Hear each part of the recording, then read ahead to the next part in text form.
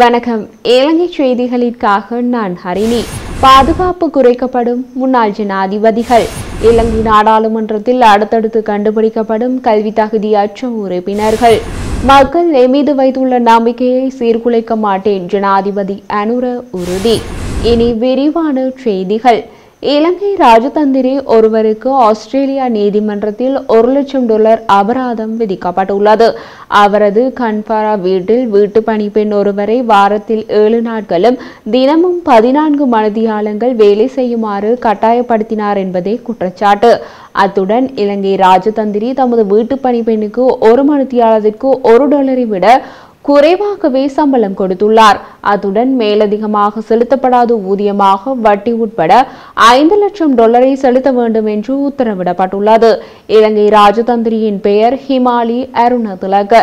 இவர் 2015ஆம் ஆண்டு முதல் 2018க்கும் ஆண்டு வரை ஆஸ்திரேலியாவுக்கான இலங்கையின் பிரதி உயர்ஸ்தானிகராக பணியாற்றினார். 2 குழந்தைகளின் தாயான பிரியங்கா தனரத்னாவை தனது வீட்டில் வீட்டு பணியாளராக பணியமர்த்தினார்.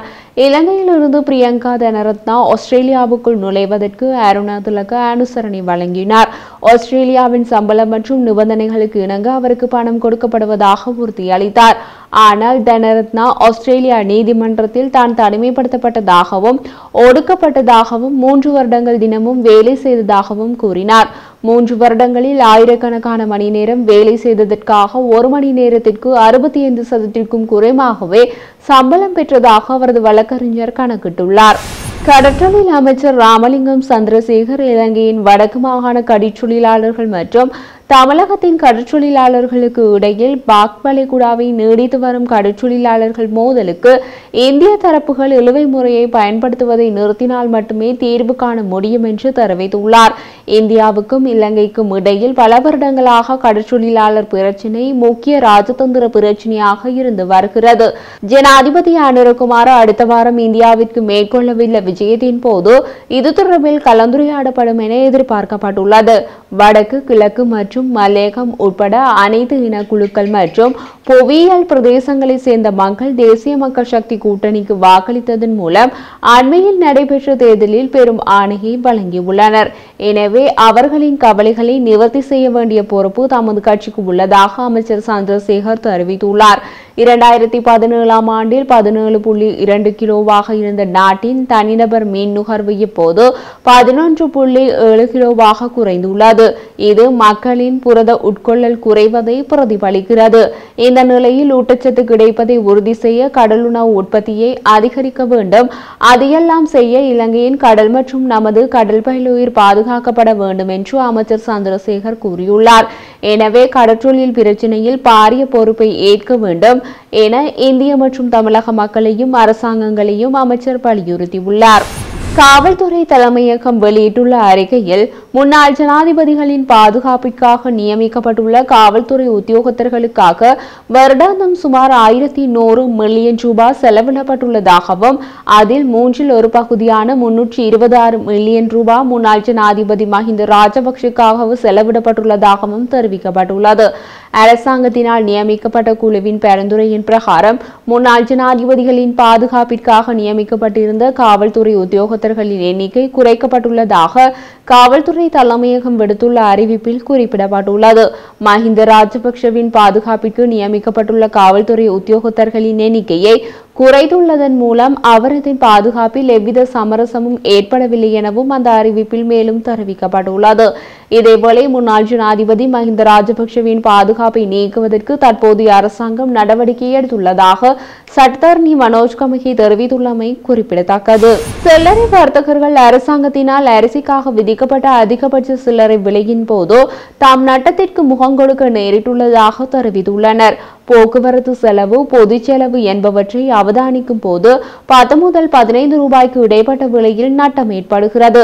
அரிசி விற்பனையால் எந்தவித பயனும் ஏற்படாது என சில்லறை வர்த்தகர்கள் தெரிவித்துள்ளனர்.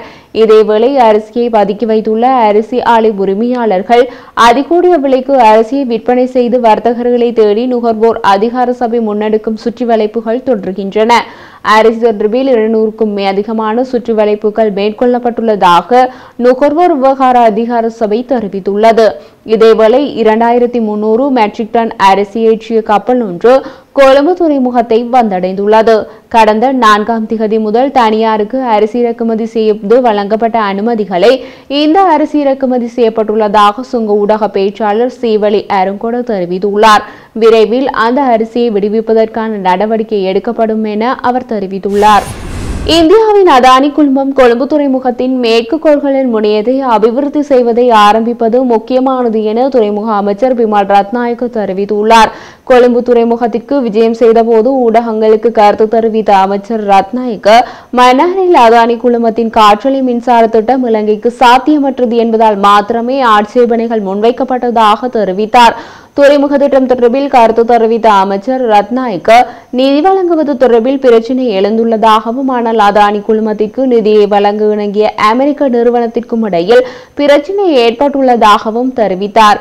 எவ்வாறாயினும் அதானி குழுமம் ஏற்கனவே இந்த விடயத்தை எடுத்துரைத்துள்ளதாகவும், கொழும்பு துறைமுக திட்டத்திற்கு அதானி குழுமத்தின் உள்ளக பொறிமுறையில் நிதி வழங்கப்படும் எனவும் அமைச்சர் ரத்நாயக்க தெரிவித்தார். ஒரு நாட்டின் துறைமுகங்கள் மிகப்பெரிய தொழில்களில் ஒன்றாகவும் சர்வதேச வணிகமாகவும் இருப்பதால் அதை மேம்படுத்துவது அவசியம் என்றும் அவர் கூறினார். இலங்கை நாடாளுமன்றத்தில் மற்றுமொரு கல்வி தகுதி தவறாக குறிப்பிடப்பட்டுள்ளது கண்டுபிடிக்கப்பட்டுள்ளது. நீதியமைச்சர் சட்டத்தரணி ஹர்ஷன நாணயக்காரவின் கல்வி தகமை தொடர்பில் விவரங்களை நாடாளுமன்ற இணையதளத்தில் பிழையான தரவுகள் பதிவேற்றம் செய்யப்பட்டுள்ளதாக இலங்கை நாடாளுமன்றம் தெளிவுபடுத்தியுள்ளது. நாடாளுமன்ற உறுப்பினர்களின் கோப்பகத்தில் அமைச்சர் ஹர்ஷன நாணயக்காரவின் பெயருக்கு முன்னால் டாக்டர் என்ற தலைப்பு குறிப்பிடப்பட்டுள்ளதாக அண்மை கால ஊடகங்களில் செய்தி வெளியாகின. நாடாளுமன்ற சட்டவாக்க சேவைகள் பணிப்பாளர் ஜெயலத் பெரேரோ அது பற்றி தெரிவித்த போது, அமைச்சர் ஹர்ஷன நாணயக்கார நாடாளுமன்றத்திற்கு வழங்கிய தகவலில் கலாநிதி பட்டம் பெற்றுள்ளதாக குறிப்பிடவில்லை. தனது பெயருக்கு முன்னால் டாக்டர் என்ற பட்டம் இருப்பது தொடர்பான தரவுகளை உள்ளிடுவதில் ஏற்பட்ட பிழையினால் ஏற்பட்டுள்ளதாகவும் ஜெயலத் பெரேரோ தெளிவுபடுத்தினார். அதன்படி இந்த தவறை சரி செய்ய நடவடிக்கை எடுக்கப்பட்டுள்ளதாக சட்டப்பணிகள் இயக்குநர் மேலும் தெரிவித்தார். இந்த விடயத்தில் நீதி மற்றும் தேசிய ஒருமைப்பாட்டு அமைச்சர் சட்டத்தரணி ஹர்ஷன நாணயக்காரவுக்கு ஏற்பட்ட அசௌகரியங்களுக்கு எனது ஆழ்ந்த வருத்தத்தை தெரிவித்துக் கொள்கிறேன் என அவர் மேலும் தெரிவித்தார். நாடாளுமன்ற இணையதளத்தில் அனைத்து நாடாளுமன்ற உறுப்பினர்களின் தகவல்களையும் மீண்டும் சரிபார்த்து புதுப்பிக்கும் நடவடிக்கை தற்போது நடைபெற்று வருவதாகவும் ஜெயலத் பெரேரோ தெரிவித்தார். இலங்கை பெட்ரோலிய கூட்டுத்தாபனம் சிபிசி இலங்கைக்கு வந்த எண்ணெய் தாங்கிய கப்பல் ஒன்றை தாம் திருப்பி அனுப்பியதாக வெளியான செய்திகளை நிராகரித்துள்ளது.